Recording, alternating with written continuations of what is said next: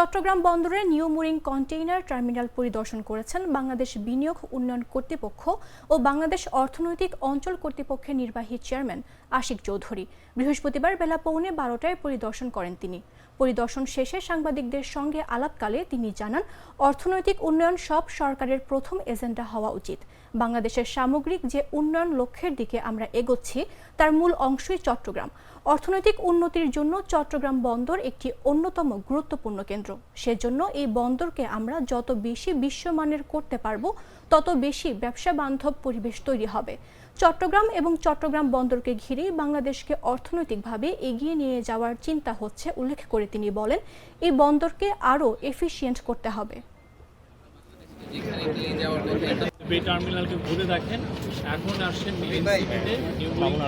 Container terminal. অন্য জায়গাগুলোতে আমরা গিয়েছি ওগুলোতে তো এখনো কিছু হয়নি, অলরেডি একটা কর্মযজ্ঞ চলছে।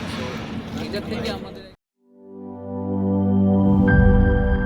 সানবিট সব দিবে সামাল।